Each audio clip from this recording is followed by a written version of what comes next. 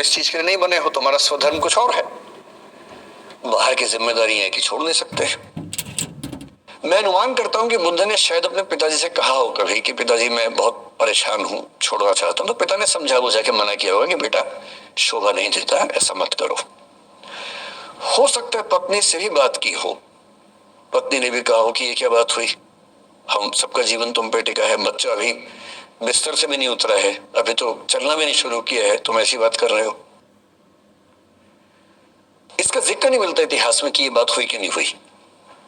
और एक दिन बुद्ध ने तय किया और वो आज ही रात को पत्नी और बेटे को सोता हुआ छोड़ के चले गए।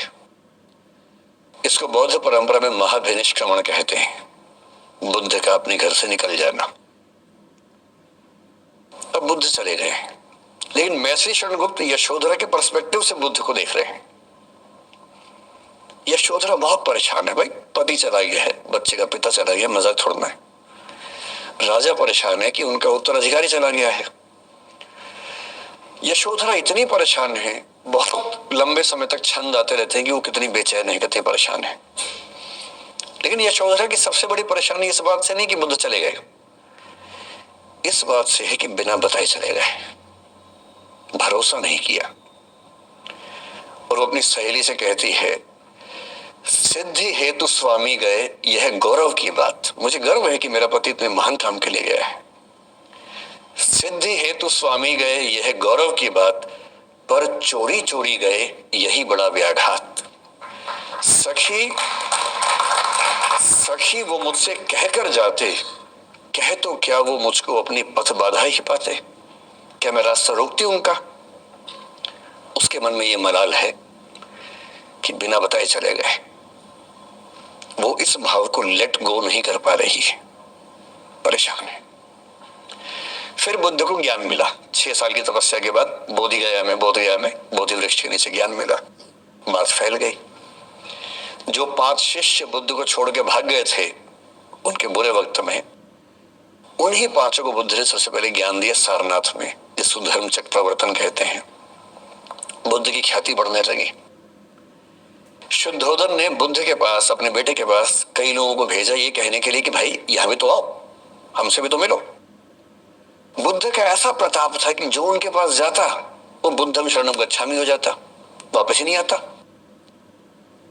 तो फिर शुद्धोधन ने बुद्ध के बचपन के दोस्त को ये कह के भेजा, भैया मैं जानता हूं तुम वापस नहीं आओगे, पर प्रभावित होने से पहले बोल देना कि पापा याद कर रहे थे। तो वो गया, उससे वायदा निभाया, हो तो गया, बुद्ध के संग में दीक्षित हो गया, पर वायदा निभा दिया। तो बुद्ध ने कहा जरूर जाऊंगा, पिताजी की आज्ञा है तो जाऊंगा ही जाऊंगा। बुद्ध पहुंचे अपने कपिलवस्तु, जो अपना इलाका था वहां पहुंचे। पूरे कपिलवस्तु में, नेपाल सिद्धार्थनगर से नेपाल जाएंगे तो नेपाल बॉर्डर पे कपिलवस्तु है, मैं देखने गया था वो जगह जहां बुद्ध पैदा हुए थे, बड़ा सुंदर स्थान है, आप भी जाके देखेंगे अभी।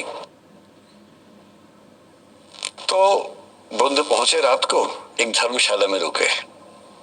अब वहां हल्ला मच गया कि राजा का बेटा धर्मशाला में। बुद्ध ने कहा भाई मैं देखो राजा का बेटा बन के नहीं आया हूं, मैं बुद्ध बन के आया हूं। सुबह उठ के भिक्षा मांगने लग गए उस इलाके में, अपने ही पिता के राज्य में। पिता ने सिर पीट लिया कि भाई क्या कर रहे हैं। फिर बुद्ध ने सूचना भिजवाई कि मैं बुद्ध हूं, बेटा हूं संयोग से, ठीक है मैं आ रहा हूं मिलने के लिए, पर मैं बुद्ध होके आया हूं, मेरी चर्या है, नियम है, मैं भिक्षा से ही जीवन जीता हूं अपना। ठीक है, पिताजी ने कहा चलो कोई बात नहीं। फिर बुद्ध गए पिता से मिलने, पिता से मिले, सबसे मिले भरी सभा में, लेकिन यशोधरा नहीं है मिलने के लिए, लेट गो नहीं कर पा रहे थे। उसके मन में दर्द था, छुप के क्यों गया, बता के जाता। बुद्ध ने पूछा पिता से कि यशोधरा कहाँ है, तो बोले कि वो कह रही है कि अगर बुद्ध मिलना चाहेंगे तो खुद ही मिलने आएंगे मुझसे, मैं क्यों जाऊंगी भाई, आत्मसम्मान भी तो कोई चीज है, मैं क्यों मिलने जाऊं। तो बुद्ध मिलने गए। सोचिए कमरे में यशोधरा बैठी है, राहुल साथ में। अब राहुल थोड़ा सा बड़ा हो गया है, 6-7 साल का है। बुद्ध गए हैं। अब आपके मन में आ रहा है कि बुद्ध वहां जाके बोलेंगे सॉरी मैंने गलत किया, I hurt you, I really feel sorry. बुद्ध है वो बुद्ध, वहां जाके क्या बोल रहे पता है? भिक्षाम देहि, भिक्षा दो। और यशोधरा कितनी महान महिला रही होगी, उसने अपने बेटे का हाथ बाप के हाथ में दे दिया। लेट गो का इससे महान उदाहरण दुनिया के इतिहास में नहीं है कि चलो आखिर तुमने आके झुक के कुछ मांगा तो सही। उसकी जितनी ईगो थी, अहंकार था, सब विगलित हो गया। और जो औरत परेशान थी कि मुझसे बिना बताए गया, उसने अपने बेटे को दे दिया कि इसको लेके जाओ, क्योंकि वो जानती है कि तुम महान काम कर रहे हो। और तुम महान काम कर रहे हो तो मैं क्यों बीच में आऊंगी भाई? मेरा पति महान काम कर रहा है तो मुझे खुशी होनी चाहिए, और तुम्हारी उस खुशी में मैं क्यों पीछे हटूं? बस मुझे भरोसे में लेके जाते तो और खुश होती। ऐसी दूसरी कहानी राधा जी की है।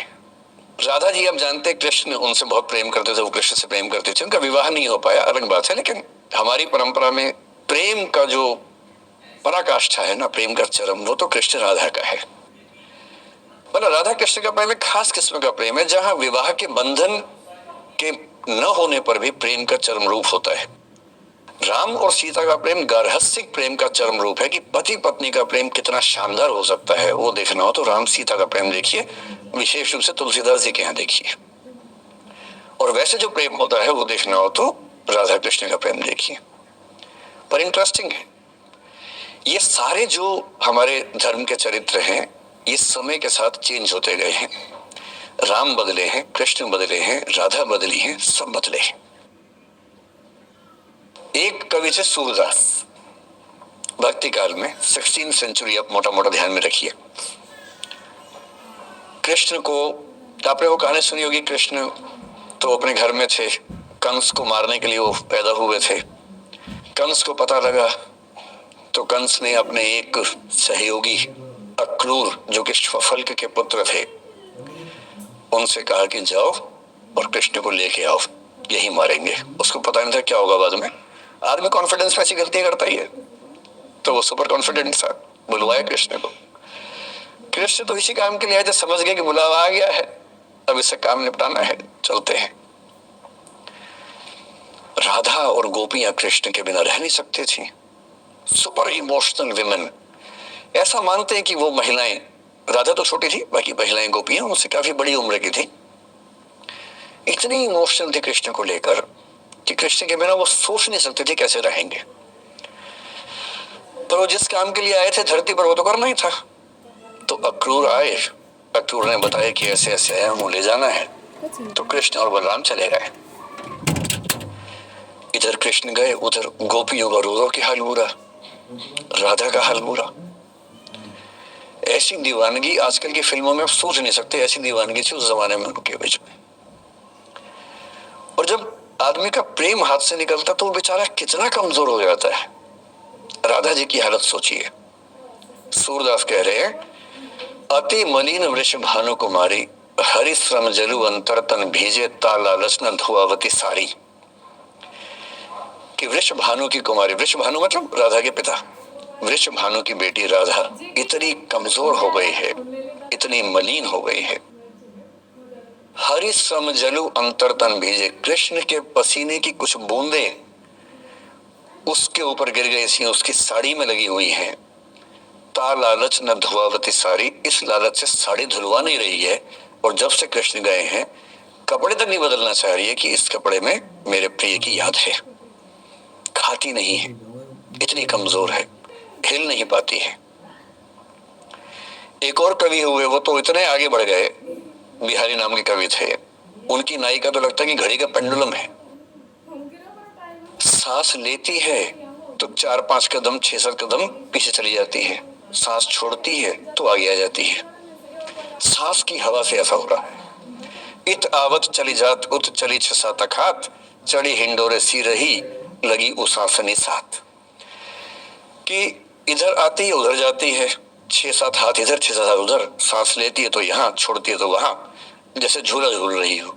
पर ये रीतिकाल के कवि हैं, उनका अलग टेस्ट है, हम सूरदास पे बात कर रहे हैं। राजा इतनी परेशान है। अच्छा, जब आदमी परेशान होता है ना, जब उसका ब्रेकअप टाइप का होता है कि कोई गया है वापस ही नहीं आ रहा, कृष्ण ने कहा था कि बस जा रहा हूं, काम निपटा के आता हूं, उनके मन में था क्या काम निपटाना है, काम निपटा भी दिया। अब कंस के बाद सवाल है कि मथुरा का साम्राज्य कौन संभाले। उसको एक स्ट्रक्चर बनाने के लिए कृष्ण को लगा कि मुझे यहाँ रह के सिस्टम को ठीक करना चाहिए, उसके बाद लौटना चाहिए। तो वो रुक गए वहां पर, राज्य का काम भी तो करना ही था। पर प्रेमी व्यक्ति को सब समझ नहीं आया, उसको लगता कि नहीं मेरे पास आओ, बाकी सब बेकार की बातें हैं, मेरे पास आओ। कृष्ण आ नहीं रहे। यमुना के इधर कृष्ण है, यमुना के इधर गोपियां हैं, पर आत्मसम्मान भी तो है। एक आलोचक ने कहा कि नाव में बैठ के चली जाती। आत्मसम्मान होता है प्रेम में कि मैं क्यों जाऊं, बिना बताए क्यों चले गए, बता के जाते।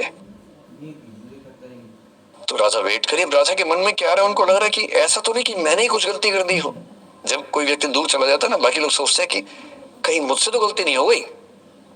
और राधा अपनी एक सहेली से बोल रही, गोपी से, मेरे मन इतनी सूल रही, एक दिवस मेरे गृह आए मैं ही मस्ती दही, देखी तिन्हे हों मान कियो सो हरि गुस्सा गही। पगला सी गई है, बोरा सी गई है। सहेली से क्या बोल रही है, हे सहेली मुझे पता क्या लग रहा है, मुझे लगता है कि मुझसे ही गलती हुई है। उसने पूछा क्या गलती हुई है। कह रही है कि एक दिन क्या हुआ, कृष्ण भगवान मेरे पास आए थे, मैं उस समय दही मथ रही थी। वो ग्वाला जीवन है ना वहां पर, तो वो गोपालन जीवन का काव्य है पूरा। अब वो मुझसे बात करने आए और मैंने उनसे ठीक से बात नहीं की, मैंने मान किया। मान करना मतलब जिसको आपकी भाषा बोलते हैं भाव खाना। मैंने उनसे ठीक से बात नहीं की, मुझे लगता है वो नाराज हो गए, इसी नाराजगी से लौट नहीं रहे। मेरे मन इतनी सूल रही, मेरे मन में कांटा चुभ रहा है। एक दिवस मेरे घर आए, अब समझ में आएगा, एक दिवस मेरे घर आए मैं ही मथती दही, देखी तिन्हे हाँ हाँ मतलब मैं मान कियो, मैंने अहंकार दिखाया, सो हरि गुस्सा गही, गुस्सा आ गया उनको इस बात से। सूरदास की राधा मुक्त नहीं हो पा रही, लेट गो नहीं कर पा रही, वो जी नहीं सकती कृष्ण के बिना। पर फिर देखिए 300 साल बाद क्या हुआ। 300 साल बाद कमाल हुआ। 20वीं शताब्दी की शुरुआत में एक और कवि हुए, उनका नाम था अयोध्या सिंह उपाध्याय हरियोत, हरियोत के नाम से प्रसिद्ध है। उन्होंने एक पुस्तक लिखी प्रिय प्रवास। प्रिय प्रवास मतलब प्रिय प्रवास पे चला गया है, कृष्ण चले गए हैं मथुरा, अब राधा कैसे जिएगी। 20th सेंचुरी की शुरुआत में फ्रीडम स्ट्रगल शुरू हो चुका है। महिलाएं अभी तक स्वाधीनता आंदोलन का हिस्सा नहीं बनी है, पर अब वो समय आ रहा है कि बनने वाली है। और हरियोत की राधा ने कमाल कर दिया है। गोपियां पूछती हैं कृष्ण नहीं आ रहे, अब क्या करोगी। ये राधा जी क्या बोल रही हैं, प्यारे जीवें जगहित करें, गेह चाहे ना आवे। मेरे प्रिय खूब जिए, समाज का कल्याण करें, घर बेशक ना आए कोई दिक्कत नहीं है, मैं चाहती हूं कि समाज का भला होना चाहिए। ये वो बिंदु है जहां राधा यशोधरा बन जाती है, मैथिली संगत की यशोधरा। और जो मैं आपको समझाना चाह रहा हूं उस एग्जाम्पल से वो ये कि हो सकता है कि जिससे आप नाराज हो वो किसी बड़े काम की खोज में हो, वो किसी महानता के रास्ते पर हो। और यदि आपके जीवन में कोई व्यक्ति ऐसा है जो किसी महानता के रास्ते पे है, तो उसके रास्ते को रोकना अपने क्षुद्र हितों के लिए बहुत छोटापन है। और ऐसे मामले में एक ही बात हमें सोचनी है कि वो जिस काम के लिए बना है उसे करने दो। अपने स्वार्थ के लिए किसी को बांध के रखना, किसी को लाश बना के रखना, इसका क्या मतलब है। जाने दो, ऐसा क्या है, उससे बढ़िया होगा।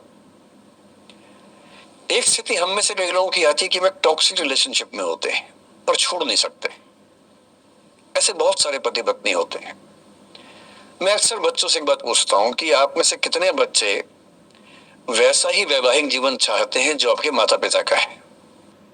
मैं आपसे पूछूंगा नहीं, आप चिंता मत कीजिए, लेकिन जब जब मैंने पूछा है मुश्किल से 1 या 2% ने हाथ खड़ा किया है। 97-98% लोग मानते कि वैसा तो नहीं चाहिए, उससे कुछ अलग चाहिए। क्योंकि हम सब जानते हैं कि हमारे माता पिता भी हमारे समाज के बाकी लोग भी बहुत समझौते करते हैं ताकि बच्चे अच्छा जीवन जी सके। आप भी करेंगे समझौते, सबको करने पड़ते हैं। ये है कि आप समझौते शायद उतने नहीं करेंगे जितने आपके माँ बाप ने किए होंगे, उनके माँ बाप ने और ज्यादा किए होंगे। हर पीढ़ी कम समझौते करती है, ये समाज के विकास का एक तरीका होता है। पर ऐसा होता है कि आप एक ऐसे रिश्ते में आप छोड़ भी नहीं सकते, जी नहीं पा रहे, छोड़ सकते नहीं, क्योंकि आप तो छोड़ देंगे, आपके चक्कर में कईयों की जिंदगी दांव पे लग जाएगी। कैसे छोड़ दें? 3 छोटे छोटे बच्चे हैं, नौकरी है नहीं, वो माँ अपने पति से रोज प्रताड़ना झेलती है, बुरी बातें सुनती है, उसके पास कोई सिक्योरिटी नहीं है, वो बच्चों को नहीं छोड़ सकती, बच्चों को लेके कहाँ जाएगी, क्या करे? टॉक्सिक रिश्ता है। तो ऐसे में या तो आप रिश्ता छोड़ते हैं, कि हर किसी से संभव नहीं होता, पर यदि वो संभव नहीं है तो रिश्ते में रहते हुए चिंताएं छोड़ दीजिए, अपेक्षाएं छोड़ दीजिए। भाई तेरी अपनी जिंदगी, मेरी अपनी जिंदगी, एक घर में रहेंगे पर रोज युद्ध नहीं करेंगे, बीपी नहीं बढ़ाएंगे, शुगर नहीं बढ़ाएंगे, तनाव नहीं बढ़ाएंगे, तुम्हारा अपना स्पेस, मेरा अपना स्पेस, ठीक है, एक छत के नीचे है, काम चला लेंगे, किसी और को नहीं बताएंगे, दुनिया के सामने अच्छी अच्छी फोटो खिंचवाते रहेंगे स्माइल कर करके चेहरा, पर कम से कम बच्चे सफर ना करें, परिवार सफर ना करे, जी लेंगे, झेल लेंगे। और ऐसे माहौल में शाहिर ने जो कहा था ना, उसी कविता की कुछ पंक्तियां बड़ी महत्वपूर्ण है कि बर्बादियों का सोग मनाना फिजूल था, कि बर्बादियां हैं जीवन में, पर ठीक है, कितना दुख मनाएंगे, अब है तो है, क्या कर सकते हैं। बर्बादियों का सोग मनाना फिजूल था, बर्बादियों का जश्न मनाता चला गया। और फिर अंत में इतनी सुंदर बात कहते हैं, गम और खुशी में फर्क न महसूस हो जहां, मैं दिल को उस मुकाम पे लाता चला गया। कि ठीक है, जैसी जिंदगी है उसको वैसे जिएंगे, अपेक्षाएं नहीं पालेंगे, ना तुम उम्मीद करना, और हम किसी तरह से मैनेज करके जिंदगी गुजार लेंगे। ये है अंतिम जो आपके जीवन में समस्या हो सकती है, करियर को लेके हो सकती है, कि आपने कुछ करियर दिमाग में रखा हुआ है, ठान ली है कि आईएएस बनना है या कुछ बनना है। आप कुछ भी ठान ले, सिर्फ आपके हाथ में नहीं होता है, सफलता या असफलता जीवन में रहती है। 10-11 लाख लोग आईएएस का फॉर्म भरते हैं, 5 लाख आईएएस का एग्जाम देते हैं, 1000 का सिलेक्शन होता है। हर एग्जाम में घुमा फिरा की स्थितियां होती हैं, पॉलिटिक्स में, स्पोर्ट्स में, बिजनेस में, हर जगह कंपटीशन इतना है। सफल होने की जितनी संभावना है उससे कई गुना संभावना विफल होने की हर क्षेत्र में है। सफल नहीं हो पाए तो क्या करेंगे? और मैंने ऐसे लोगों को देखा है कि आईएएस नहीं बन पाए 20 साल पहले, और 20 साल से रोज घुट रहे हैं कि आईएएस नहीं बन पाए। रात दिन यही ख्याल होता है कि आईएएस नहीं बन पाए, या पीसीएस नहीं बन पाए, या कुछ खास सोचा था जो नहीं कर पाए। तो मैं आप लोगों से निवेदन करूंगा कि यदि आपकी आर्थिक पृष्ठभूमि ऐसी नहीं है कि जो बहुत मजबूत हो,